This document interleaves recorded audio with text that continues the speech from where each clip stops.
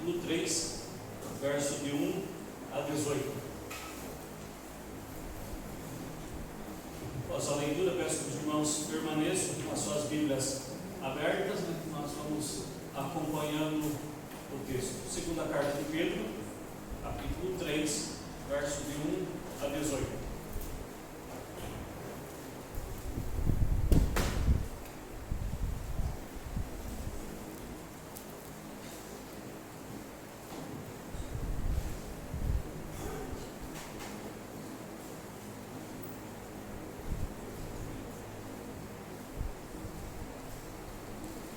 Segunda carta de Pedro, capítulo 3, verso de 1 a 18. Amém? Todos encontraram? Então vamos ao texto. Diz assim: Amados, esta é agora a segunda epístola que vos escrevo. Em ambas procuro despertar com lembrança a vossa mente esclarecida, para que vos recordeis das palavras que anteriormente foram ditas pelos santos profetas, bem como do mandamento do Senhor e Salvador, ensinado pelos vossos apóstolos. Tendo em conta, antes de tudo, que nos últimos dias virão escarnecedores com os seus escárnios, andando segundo as próprias paixões, e dizendo: onde está a promessa da sua vinda? Porque desde que os pais dormiram, todas as coisas permanecem como desde o princípio da criação. Porque deliberadamente esquecem que de longo tempo houve céus, bem como a terra, a qual surgiu da água e através da água pela palavra de Deus, pela qual veio a perecer o mundo naquele tempo afogado em água. Ora, os céus que agora existem, a terra, pela mesma palavra, têm sido entesourados para o fogo, estando reservado para o dia do juízo e destruição dos homens ímpios.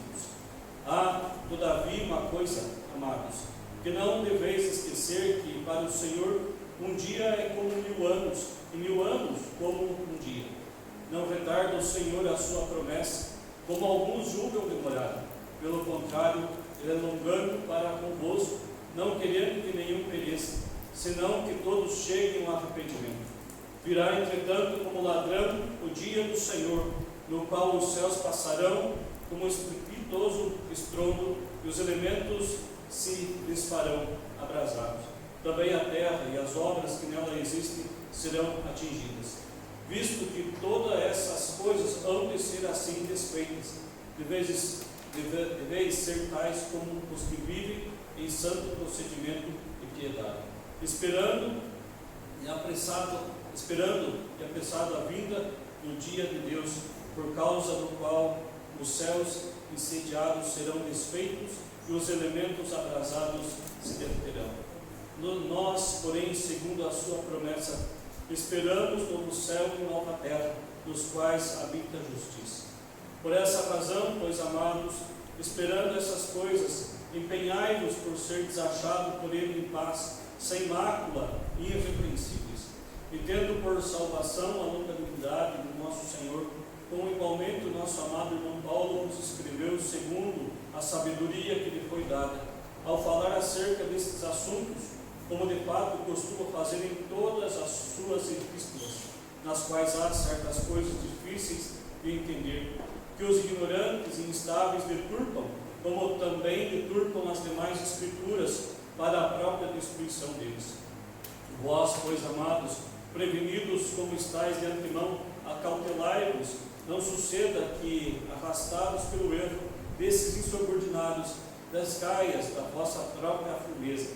Antes, crescei na graça e no conhecimento de nosso Senhor e Salvador Jesus Cristo. A Ele seja a glória, tanto agora como no dia eterno. Vamos orar mais uma vez. Deus Santo, obrigado pela leitura da Tua Palavra. Rogamos mais uma vez ao Senhor, pela Tua misericórdia, que o Senhor nos assista nessa manhã. Assim como nesse tempo de louvor, Deus, nós pudemos expressar ao Senhor a nossa gratidão, a nossa alegria em pertencer ao Senhor. Também pudemos entregar diante do Teu altar as nossas queixas, as nossas dores, Pai, também as nossas alegrias.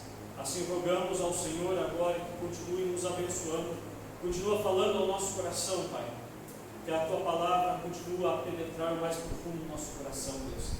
Que o Teu Santo Espírito mova o nosso coração, transforma a nossa vida conforme o Teu querer, conforme a Tua vontade.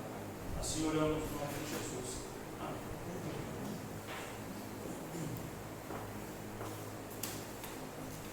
Por certo, sempre desejamos ter boas lembranças daquilo que acontece ao longo da nossa vida. Desejamos sempre lembrar das coisas boas, né? Aquilo de bom que acontece, nós queremos que permaneça vivo na nossa memória e não venhamos a nos esquecer, né? Sempre queremos trazer na memória as boas lembranças. E o apóstolo Pedro aqui, ele está concluindo tudo aquilo que ele disse nas duas cartas. Começando lá pela primeira carta, ele faz aquele panorama geral daquilo que estava acontecendo com aqueles crentes naquela circunstância, do tempo do sofrimento, da perseguição, aqueles que estavam longe de suas casas. E agora na segunda carta ele vem tratando de outras coisas, inclusive o juízo de Deus, e apontando também para a volta do Senhor, a volta de Cristo. E então, quando ele conclui aqui essa segunda carta, ele busca, de certa forma, trazer as boas lembranças de salvação, trazer as boas lembranças daquilo que eles ouviram e aprenderam da parte do Evangelho. Ele busca refrescar a memória desses irmãos, trazendo essas boas lembranças que a eles foram manifestas. Uma vez que, nesse período, como nós já falamos várias vezes aqui, as vozes dos hereges ecoavam em grande escala. Os hereges, os grupos hereges haviam se levantado já, isso nós já falamos várias vezes, isso aqui nós estamos falando do primeiro século ainda da era cristã. Os hereges, os grupos gnósticos, entre outros grupos, já haviam surgido ali e vinham ganhando os ouvidos de muitos dos cristãos. Então a ênfase tanto de Pedro quanto de João vem combatendo ferrenhamente esses grupos que ganhavam os ouvidos dos crentes, distorcendo a palavra de Deus, distorcendo o Evangelho de Cristo, distorcendo o próprio sacrifício do Senhor Jesus Cristo. E agora, como se no último momento que ele está escrevendo, ele tenta trazer essas boas lembranças do Evangelho que eles haviam ouvido, procura refrescar a memória dos seus leitores, trazendo novamente aquilo que eles tinham ouvido e tudo aquilo que eles tinham aprendido ao longo do tempo com os profetas. É sempre interessante a gente observar os ensinamentos do apóstolo Pedro, que é como se ele traçasse uma linha, sempre buscando lá na história dos profetas, percorrendo por toda a história, apontando sempre para Cristo. Pedro ele sempre era muito fiel aos seus ensinamentos, como bom judeu, ele percorria pelos profetas, ele buscava a história desde o Antigo Testamento, apontando sempre para o desfecho em Cristo Jesus. E é o que ele tenta mais uma vez trazendo à memória os ensinamentos dos profetas, bem como os ensinamentos do próprio Cristo, agora apresentado a esses irmãos através da vida dos apóstolos. E agora, num tom ainda muito mais pastoral, Pedro se dirige a esses irmãos, chamando eles de amados. E isso ocorre pelo menos 4 vezes nesse capítulo, que ele se refere a esses irmãos, chamando de amados. Essa é uma expressão muito comum no meio religioso, né? No meio cristão, no meio religioso, é muito comum alguns pregadores subirem ao púlpito e chamarem a igreja de amados, né? Se referindo, meus amados. Uma vez eu ouvi um pastor, um amigo meu conversando, e ele falando que essa foi uma das críticas que, quando ele foi avaliado com vista à ordenação, fizeram para ele, né? Quando ele subiu ao púlpito para pregar, ele abriu a Bíblia e começou. Então, amados irmãos, quando chegou a crítica do sermão, esse pastor olhou para ele e falou: você de fato ama todas essas pessoas que aqui estão? Você conhece essas pessoas para que você se dirija a elas chamando de amados irmãos? E de fato isso é algo muito comum, se tornou um chavão no meio evangélico, né, de se dirigir às pessoas, chamando eles de amados, mas de fato, na grande maioria das vezes, nós nem sabemos quem eles são, diferente da nossa comunidade, que é uma comunidade relativamente pequena. Então temos aí um acesso às pessoas, as conhecemos na sua vida particular, conhecemos as suas atividades, aquilo que está em torno das suas vidas, ou seja, temos um certo relacionamento mais próximo, e é o que Pedro está falando aqui. Pedro, ele tinha um relacionamento próximo a esses irmãos, então ele os conhecia de fato, conhecia o sofrimento deles. Quando ele escreve a primeira parte, ele está se dirigindo a esses irmãos que sofriam com a perseguição, e ele sabia muito bem o que eles estavam sentindo na pele, conhecia o sofrimento daquelas pessoas. E agora então, nessa segunda carta, ele está se dirigindo novamente a esses irmãos, mas agora num tom ainda muito mais pastoral, e mostrando a proximidade que ele tinha para com aqueles irmãos. Por isso ele se refere a esses amados, ou seja, ele conhecia bem de perto esses irmãos, era bastante próximo a eles. E a partir desse texto que nós lemos, eu gostaria de fazer 3 considerações para a nossa reflexão nessa manhã. A primeira consideração que fazemos, recordar das palavras que anteriormente foram ditas. Se você ainda está com a Bíblia aberta, voltemos ao texto, capítulo 3 da segunda carta de Pedro, o verso 2, que diz lá: para que vos recordeis das palavras que anteriormente foram ditas pelos santos profetas, bem como do mandato do Senhor e Salvador, ensinado pelos vossos apóstolos. Como disse, Pedro está refrescando a memória desses leitores com aquilo que eles haviam ouvido desde a parte dos profetas, aquilo que os profetas haviam dito, passando por aquilo que o próprio Jesus havia ensinado, que agora eles estavam ouvindo e sendo instruídos pelos apóstolos.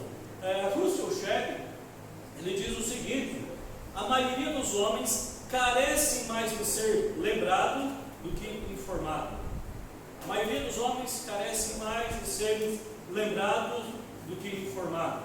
Alguns vão dizer que isso ele traz, que quem vai dizer isso primeiramente é Platão, que isso parte desde lá de Platão, essa ideia de que o homem ele precisa mais de ser lembrado do que propriamente informado. Se a gente mesmo observar tudo aquilo que nós já ouvimos e vimos ao longo da nossa vida, nós temos um HD extremamente lotado de informações. E às vezes nós jogamos lá para o nosso esquecimento, para a nossa caixinha do esquecimento, e lá fica na nossa memória guardada lá no cantinho. E muitas vezes essas informações que estão lá guardadas, elas precisam ser retomadas, elas precisam ser vividas no nosso cotidiano. Por isso ele diz que a maioria dos homens carece mais de ser lembrados do que propriamente informados. Muitos dos nossos irmãos que aqui estão frequentam uma igreja desde criança, estão matriculados numa escola dominical desde criança. A escola dominical é a única escola que você se matricula e nunca se forma, né? Você vai estudar a vida inteira, né?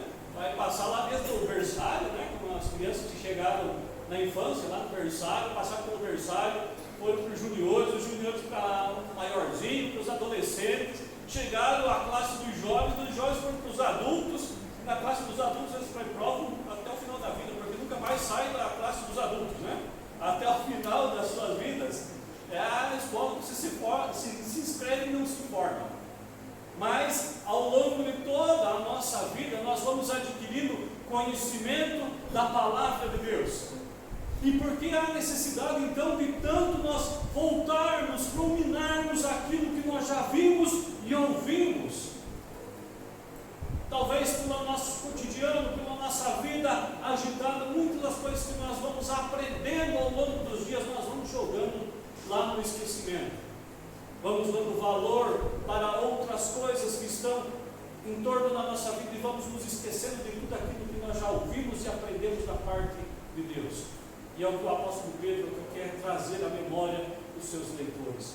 Tudo aquilo que eles já tinham ouvido a partir desde lá dos profetas. E Pedro, ao escrever, aponta algo extremamente importante, pois ainda com todas as heresias que estavam sendo ditas naquela ocasião, por aqueles grupos de hereges que estavam surgindo, aqueles crentes ainda não haviam se contaminado com tais heresias. A gente voltar ao capítulo 3, no verso 1 ainda, a parte B do verso que diz: procurando despertar com lembranças a vossa mente esclarecida. Procurando despertar com lembrança a vossa mente esclarecida. A exortação de Pedro era que recordassem das palavras ditas pelos profetas, para que o Evangelho não fosse, de certa forma, apagado no coração daqueles irmãos. Por isso a necessidade de que continuamente nós estejamos reunidos com outros irmãos, meditando na palavra de Deus, para que o secularismo, para que as coisas que estão à nossa volta não venham minar a chama do Evangelho que brotou no nosso coração, para que a palavra de Deus ela não seja apagada no nosso coração. Como dito já no domingo passado, o meio mais eficaz de combater os falsos mestres, os falsos ensinamentos, até mesmo de combater os anseios do nosso coração, é pelo próprio conhecimento da palavra de Deus. Se não conhecermos a palavra de Deus, não há como combatermos os falsos ensinamentos. Vamos ouvir as heresias e engoli-las como se fossem a verdade.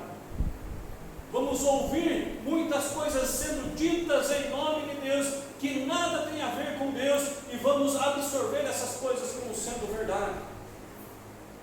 Por isso a necessidade de que voltemos sempre ao Evangelho, que ruminemos o Evangelho. Essa palavra ruminar parece meio nojenta, né? Para quem já viu a ovelha, as vacas mesmo, né? Elas comem, né? Engolem tudo. Depois elas deitam lá pelo meio-dia, para aí está aquele calorzão danado, né? Elas deitam e vão ruminando. A outra é meio nojenta, né? Mas a vaca ela tem dois estômagos, né? Então do primeiro volta para a boca, ela vai mastigando novamente tudo aquilo, aí que vai para o segundo, né? Isso é um processo de ruminar. E talvez seja esse o processo que nós precisamos fazer com a palavra de Deus no nosso coração, trazer novamente a nossa memória, refletir novamente sobre tudo aquilo que nós já vimos e ouvimos. O apóstolo Paulo, logo que começa o seu ministério, depois da sua conversão, ele sofre bastante porque as pessoas não o aceitavam propriamente como sendo apóstolo. Muitos dizem: olha, esse cara que até ontem perseguia a igreja, o anjo vem dizendo que se converteu e vem pregando a respeito de Cristo. Esse cara aí está de armação para cima da gente. E o que o apóstolo Paulo faz? Ele sai e vai para o deserto, e lá ele passa por 3 anos, novamente revendo tudo aquilo que ele já tinha estudado. E olha que o apóstolo Paulo era um cara que tinha uma formação extraordinária aos pés de Gamaliel. E lá no deserto ele passa por 3 anos revendo tudo aquilo que ele já havia aprendido, relendo novamente os profetas, relendo novamente o que a lei dizia, o que a lei apontava para o Cristo. Nós precisamos manter uma mente esclarecida. Não existem meios mágicos para nos libertar das nossas tentações, para nos livrar os nossos ouvidos das blasfêmias. Não existem meios mágicos para trazer paz ao nosso coração quando não há paz à nossa volta. Não espere meios extraordinários para livrar os nossos ouvidos das blasfêmias que circulam ao nosso entorno. Nós estamos no meio da sociedade, nós vivemos nesse mundo e precisamos então olhar para tudo aquilo que está acontecendo. Precisamos responder à altura. O único meio de trazer a memória, o único meio para tudo isso é trazer à memória a graça salvadora e redentora de Jesus Cristo. O único meio de mantermos o Evangelho vivo no nosso coração é trazendo constantemente a morte e a ressurreição de Jesus Cristo, o seu sacrifício em nosso favor. Essa semana eu estava lendo um livro do Anércio Ribeiro, que é o Apóstolo dos Pés Sangrentos. O pastor Marcos já citou várias vezes esse livro aqui, um livro fininho, consegui ele em PDF, mas a história é fantástica, e fala de uma pessoa que se converteu ao cristianismo, foi expulso de sua casa pelos seus pais, uma pessoa que pertencia a uma classe social bastante elevada. Ele é expulso de sua casa pelo fato de ter se convertido, e ele passa o resto da sua vida pregando o Evangelho de lugar em lugar, ao ponto de ser lançado dentro de um poço, onde estavam se decompondo cadáveres de pessoas, e ali ele fica por 3 dias, daquele odor que poderia matar uma pessoa só do tamanho odor que ele exalava daquele lugar, e de forma milagrosa, que nem ele sabia explicar como, Deus o tira de dentro daquele poço, e ele continua pregando, e você vai lendo, você não quer saber o que vai acontecer no capítulo seguinte, você não se contenta em ler até um determinado momento, você quer saber o que vai acontecer posteriormente. Mas ele fala da alegria daqueles que entregavam o seu coração ao Senhor, de que a vida agora tinha um real sentido, e que o sofrimento era sofrido, mas eles tinham uma alegria. Pessoas que eram torturadas ao ponto de chegarem à morte, e inexplicavelmente essas pessoas sofriam felizes, por o simples fato de saberem que agora elas pertenciam ao Senhor, de que elas pertenciam àquele que tinha criado todas as coisas. Pessoas que eram presas e eram enfiados pedaços de madeira debaixo das unhas, amarteladas, e quando essas pessoas foram libertas, voltaram e continuaram a evangelizar, a falar desse amor que havia invadido os seus corações. É preciso constantemente trazer no nosso coração a alegria de pertencermos ao Senhor. Ao olharmos para a nossa própria vida, vermos que somos pecadores, somos indignos da misericórdia de Deus, e mesmo assim a sua graça invadiu o nosso coração e nos deu nova vida.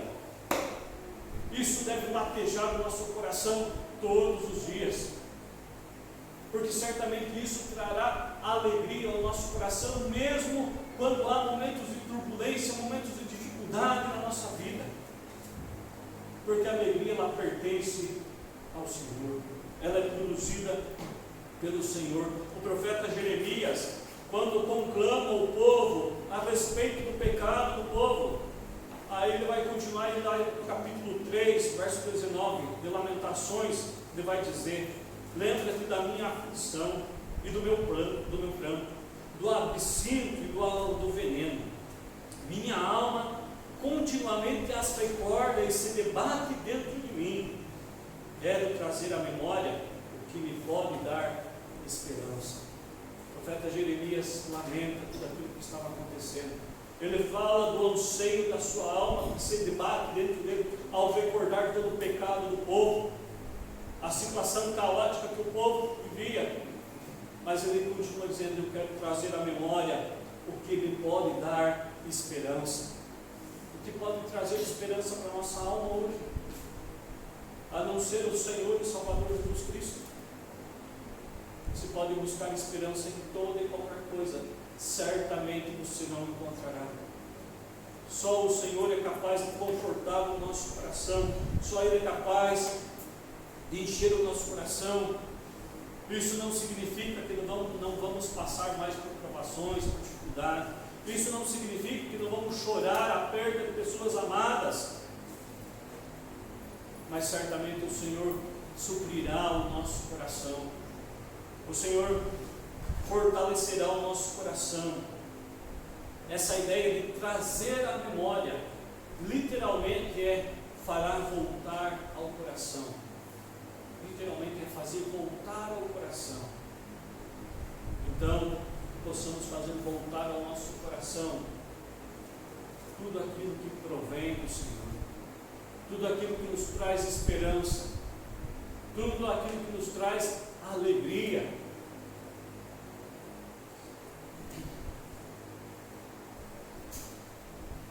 E Pedro continua, ele alerta quanto aos que questionam a veracidade da volta de Cristo. Quantas vezes a nossa fé já foi questionada? Certamente em algum momento você já ouviu aquela piadinha, né? Mas estão esperando a volta de Jesus desde muito tempo, né? Meus pais já esperavam, eles morreram, Jesus não voltou. Já estou no meio para o fim da minha vida e Jesus não voltou ainda.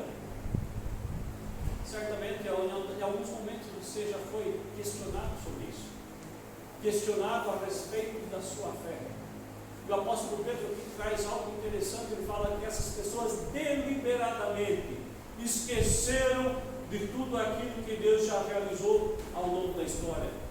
E como falei, Pedro ele traça essa linha da história, e como um bom judeu, ele traça essa linha. Então ele volta agora lá atrás, lá na criação, e ele fala que esses caras deliberadamente esqueceram que desde todo o tempo Deus criou todas as coisas, que lá no passado o próprio Deus chamou à existência todas as coisas, que Deus criou o homem, que Deus criou os céus e a terra, que Deus fez a separação da terra e da água quando só havia água sobre a face do abismo.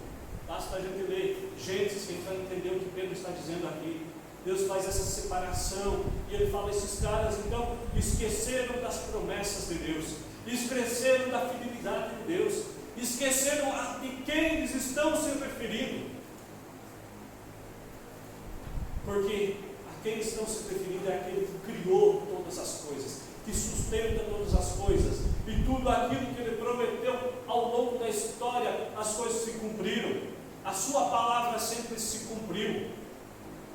É muito comum a gente ver algumas frases, né? Deus é fiel. De fato, Deus é fiel. Ele é fiel à sua palavra. Ele não é fiel aos nossos anseios, aos nossos desejos, aquilo que nós pensamos, imaginamos. Deus não é fiel a isso, porque isso brota do nosso coração. Mas Deus é fiel à sua palavra. E tudo aquilo que Ele disse certamente cumprirá. Aqueles agora que limitam por destruir as verdades reveladas em Deus, deliberadamente esquecem quem é o Criador e sustentador de todas as coisas. Há isso também o apóstolo Paulo, lá na primeira carta de Coríntios, capítulo 1, verso 18, o apóstolo Paulo fala, certamente a palavra da cruz é loucura para os que se perdem, mas para nós que somos salvos, poder de Deus. Para aqueles que se perdem, a palavra da cruz é loucura, mas para nós que cremos é certeza, é convicção. Enquanto alguns buscam dizendo que a volta de Jesus é um mito, para nós é certeza, para nós é segurança. E não há esperança maior para o nosso coração do que a volta de Cristo. Eu já falei várias vezes aqui, né? Para algumas pessoas, quando se fala na volta de Cristo, parece algo tenebroso, né? Parece algo estarrecedor. Cristo está voltando, então o mundo vai acabar. Amém? Por isso é o que nós esperamos, desde o momento que nós entregamos a nossa vida ao Senhor, nós esperamos a sua volta. Esperamos estar com o Senhor. Você está com a Bíblia aberta? 2 de Pedro, capítulo 3, verso 13. O que diz lá?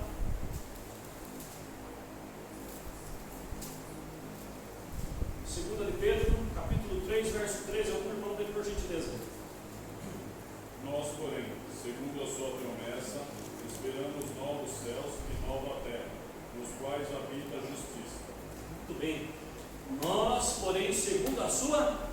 promessa. Esperamos novos céus, nova terra, nos quais habita a justiça. Nós não sabemos quando isso se dará. Nós não sabemos quando será a volta de Jesus. Não adianta, várias pessoas já tentaram datar, né, quando vai ser a volta de Jesus. Essa semana passada, eu vi um pequeno videozinho no Facebook lá, né, um lá fazendo as contas lá, né, ano 2000, não sei o que e tal, mais tantos anos para a volta de Jesus. Meu amigo, esquece isso aí. Para de perder tempo com essas besteiras de querer cronometrar a volta de Jesus, quando isso se dará.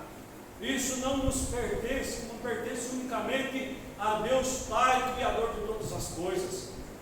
Ele que estabeleceu os tempos para todas as coisas. Mas nós esperamos ansiosamente por esse momento, onde já não haverá mais pranto, não haverá mais dor, aonde estaremos para sempre diante do Senhor. Não sabemos nem ao menos como será o nosso corpo glorificado, né? Se vamos ser mais cheinho, mais gordinho, mais magrinho, não sei como será, mas sei que será incomparavelmente melhor de tudo aquilo que já vimos ou vivimos. Certamente, como o apóstolo Paulo mesmo fala, que o viver é Cristo, quando ele se refere à sua morte, estar com Cristo era incomparavelmente melhor do que tudo aquilo que ele já havia vivido. Essa é a nossa certeza, é a nossa esperança. Segunda consideração: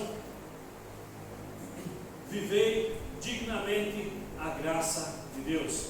Verso 14: por essa razão, pois amados, esperando essas coisas, empenhai-vos por seres achados por Ele em paz, sem mácula, irrepreensíveis.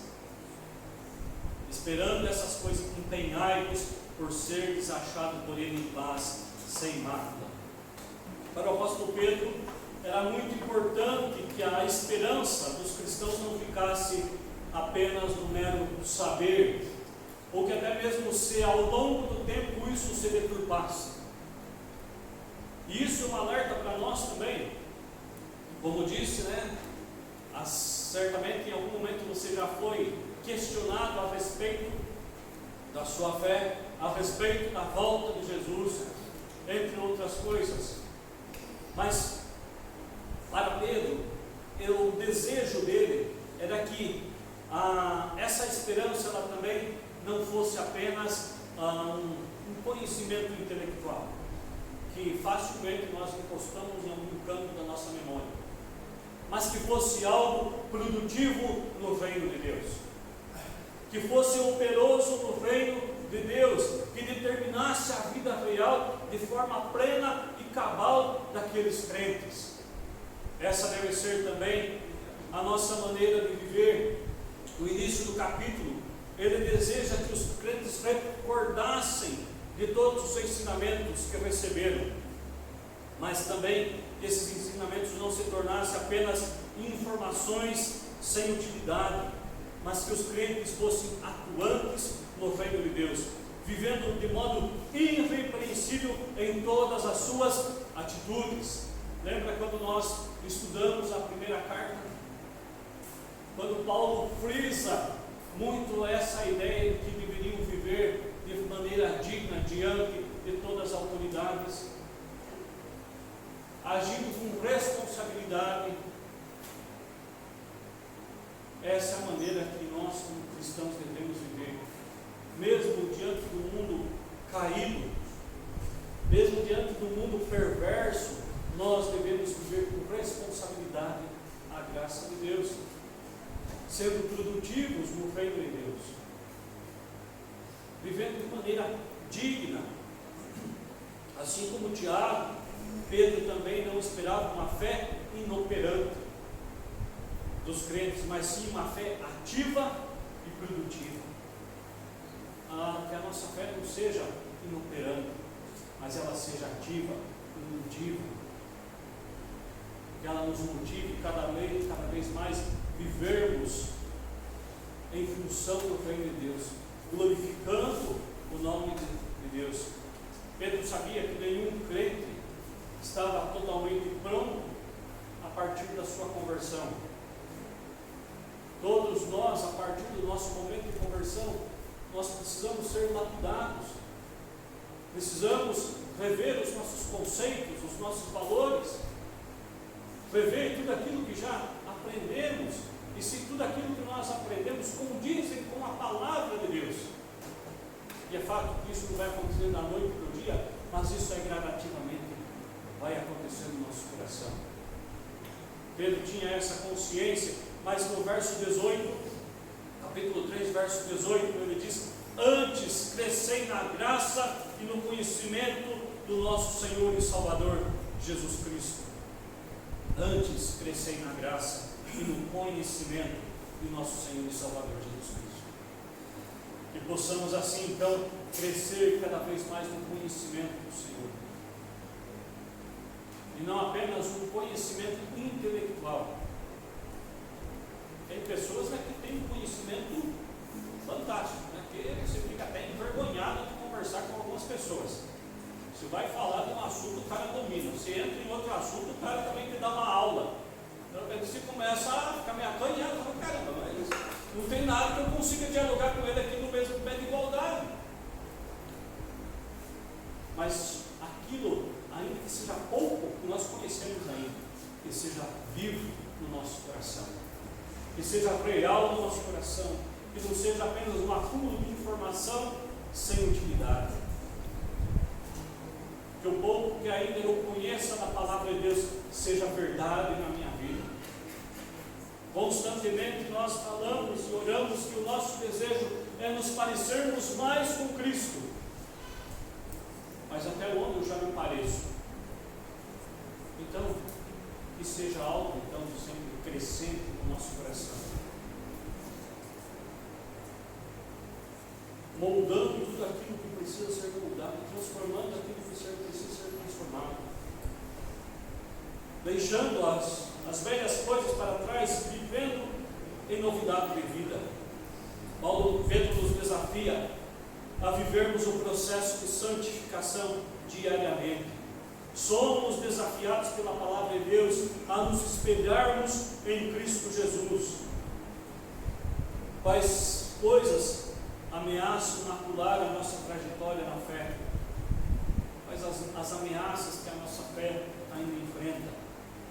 De fato, muitas coisas podem contaminar a nossa vida, contaminar a nossa espiritualidade. Nós não somos imunes às tentações, nós não somos imunes ao pecado. O diabo, nosso adversário, anda como um leão, rugindo ao nosso derredor, procurando alguma forma de nos tragar. E também uma vez eu vi um pastor falando sobre isso, que fala: enquanto o diabo anda ao derredor, ao nosso redor acampa o anjo do Senhor. Mas é fato, nós não somos imunes. E, dados momentos, o nosso próprio coração pode nos trair. Quantas e quantas vezes pensamos de maneira totalmente equivocada? Quantas vezes odiamos aquelas pessoas que nos ofendem? Quantas vezes nosso coração se revolta contra as pessoas, às vezes da nossa própria casa? Quantas vezes nós buscamos uma justiça onde não há justiça? E dessa forma vamos maculando o nosso coração, maculando os nossos próprios pensamentos. Será que assim podemos ser produtivos no reino de Deus? Quando o nosso coração está tomado pelo desejo de vingança, pelas frustrações com outras pessoas, frustrações com nós mesmos. Quando nós estabelecemos o nosso padrão de vida e não alcançamos esse padrão, e nos decepcionamos às vezes conosco mesmo, e buscamos justificativas para isso. Breno Mann me diz que Deus espera de nós muito mais fracasso do que nós mesmos. Nós somos limitados. Que o nosso coração então seja humilde e reconhecer isso, para que possamos crescer na graça e no conhecimento e na santificação. Precisamos a cada dia viver como o apóstolo João nos orienta. Eu vou pedir aqui 3 irmãos, por gentileza. Vamos lá para a primeira carta de João. Vamos ler 3 versos da primeira carta de João, lá no finalzinho da Bíblia. Primeira carta de João. Um irmão aí vai ler para nós o verso 7, o outro vai ler o verso 9. Primeiro capítulo, primeira carta de João, capítulo 1. Primeira carta de João, capítulo 1. No capítulo 1, o verso 7 e o verso 9. Aí o outro irmão pode ir um pouquinho mais à frente, no capítulo 3 da primeira carta de João, e vai ler o verso 2 e 3 do capítulo 3. Então, vai capitulando, primeira carta de João, capítulo 1, verso 7. Alguém pode ler? Se andarmos na luz como Ele está na luz, temos comunhão uns para os outros, e o sangue de Jesus, seu Filho, nos purifica de todo pecado. Muito bem. Se andarmos na luz como Ele está na luz, aí na frente do verso vai dizer que o seu sangue, o sangue de Jesus, seu Filho, nos purifica de todo pecado. Se andarmos na luz como Ele está na luz. Verso 9. Confessarmos os nossos pecados, Ele é fiel e justo para nos perdoar os pecados e nos purificar de toda injustiça. Se confessarmos os nossos pecados, derramarmos o nosso coração diante do Senhor, expressarmos aquilo que se passa no nosso coração, Ele é fiel e justo para nos purificar de todo pecado, nos purificar de toda injustiça. Não há ninguém no mundo que possa nos perdoar os nossos pecados, apenas o Senhor. Por isso, derrame o seu coração diante do Senhor. Fale das suas crises, fale das suas queixas, fale da sua dor. Ele te conhece e certamente o suprirá. Capítulo 3, versos 2 e 3. Amados, agora somos filhos de Deus e ainda não se manifestou o que haveremos de ser. Sabemos que quando Ele se manifestar, seremos semelhantes a Ele, porque haveremos de vê-lo como Ele é. E assim mesmo se purifica todo o que nele tem essa esperança, assim como Ele é puro. Muito bem. Agora somos filhos de Deus. Agora somos filhos de Deus. E quem nos purifica? O próprio Jesus Cristo. Ele que nos purifica, e assim mesmo se purifica todo o que nele está, esta esperança, assim como Ele é puro. A nossa própria purificação não parte de nós mesmos. Você pode tentar até mesmo viver uma vida monástica, né? Você pode se isolar do mundo. Você pode, como no passado muitos fizeram, né? Tentando se desvencilhar do mundo, das coisas que estavam à sua volta, as tentações, foram viver nos mosteiros, se isolados do mundo. Mas mesmo lá, o nosso coração pecaminoso. Mesmo lá, o pecado vai atingir. Há uns anos atrás surgiu um filme chamado A Vila, não sei se você assistiu, já faz alguns anos. E algumas pessoas que criaram uma vila no meio de uma floresta para viver lá isolado, porque ali o sofrimento não ia chegar, nunca ia os abater. Ali eles poderiam viver em comunidade, viver em harmonia. Mas até que a tragédia lá nessa vila chega. Entre eles mesmos, então eles chegam a uma conclusão que não haveria como se esconder. E por mais que Davi fugido da cidade para viver isolado, o sofrimento lá também chegou. O pecado lá também estava.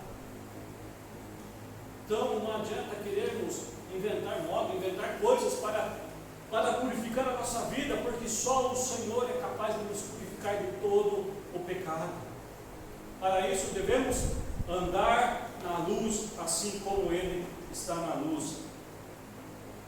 Para tanto, precisamos cada vez mais nos achegarmos ao Senhor.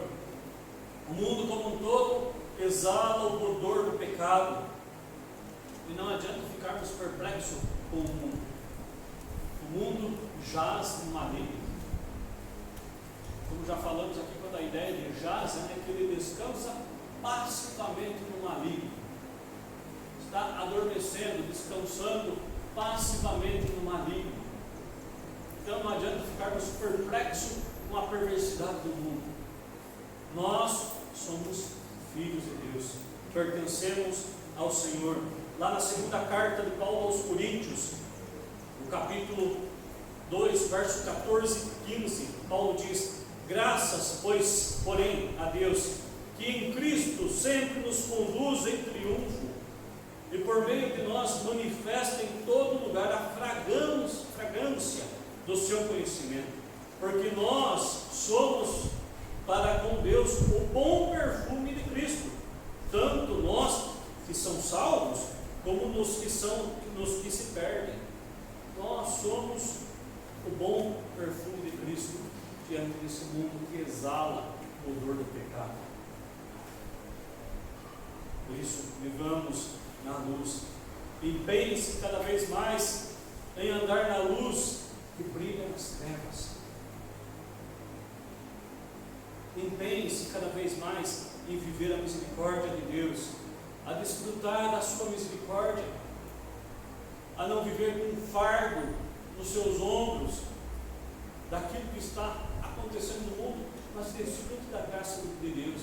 Viva em liberdade, não aprisionado por aquilo que o mundo tenta nos impor, mas viva a graça de Cristo, viva de modo digno da graça de Deus. E a terceira e última consideração que fazemos: a vida fundamentada em Cristo não sucumbe ao mundo. Verso 17, você pode acompanhar na sua Bíblia. Pedro diz, na segunda carta, capítulo 3, verso 17, ele diz: vós, pois amados, prevenidos como estáis de antemão, acautelai-vos, não suceda que, arrastados pelo erro desses insubordinados, descaia da vossa própria firmeza. Pedro conclui aqui a sua carta, e nessa conclusão é como se ele fizesse um último apelo àqueles crentes para que se posicionassem firmemente diante dos hereges, diante daqueles que pregavam outra coisa que não era a palavra de Deus. Isso também o apóstolo Paulo vai falar aos Gálatas, que ainda que um anjo do céu viesse um anjo do céu e pregasse outro evangelho que fosse além daquele que eles haviam anunciado, que fosse anátema. Mesmo que um anjo do céu descesse aqui, pregasse outro evangelho que fosse amaldiçoado, que fosse maldito. E aqui Pedro, concluindo a sua carta, é como se ele retomasse isso mais uma vez, exortando para que se posicionassem firmemente diante daqueles que pregavam outro evangelho que não era o evangelho de Cristo. Nós temos como incumbência nos posicionarmos também firmemente diante daquilo que é dito em nome de Deus, mas que não procede de Deus. Temos que tomar cuidado para que não sejamos convencidos pelas artimanhas daqueles que falam em nome de Deus, mas que não procedem de Deus. Quantas e quantas coisas nós vemos acontecendo, coisas mirabolantes, mas que nada tem a ver com o próprio Deus. Martinho Lutero dizia, que ainda que fizesse chover milagres do céu, mas que se fosse contra a palavra de Deus, deveria ser rejeitado. Então não permita-se ser seduzido por aquilo que tem aparência de piedade, que tem aparência de evangelho. E talvez seja esse um dos grandes desafios para a nossa realidade hoje, seja um dos grandes desafios para a igreja do século XXI. Estamos na beirada. Seja esse um grande desafio que nós temos para a nossa vida. A vivermos olhando para tudo aquilo que nos cerca, trazendo à memória nós já aprendemos da palavra de Deus e vivendo com dignidade, vivendo com responsabilidade. Acautelai-vos, não suceda que arrastado pelo erro desses insubordinados. Pedro aqui classifica esses caras como insubordinados, pessoas que não davam a mínima para tudo que fosse moral. E quando nós falamos em moral, nós não estamos falando apenas de um moralismo. Quando a gente fala em moral, normalmente a gente remete para as imoralidades sexuais, mas não é só isso. Tudo aquilo que nós fazemos meramente por obrigação se torna imoral. Eu lembro até que o professor meu dava esse exemplo, para falar: se você entra no carro, bota o cinto de segurança, porque isso é seguro para você e para as pessoas que estão com você, isso é moral. Mas o dia que você entra no seu carro e coloca o cinto de segurança porque a lei te obriga a isso, isso é imoral. Quando você age simplesmente por obrigação e não propriamente por aquilo que é lícito, por aquilo que traz o bom convívio para com todos. A nossa sociedade vive uma crise moral gigantesca. E esses insubordinados, para eles nada é moral. Portanto, devemos estar com o nosso coração sempre prevenidos pelos ensinamentos da palavra de Deus.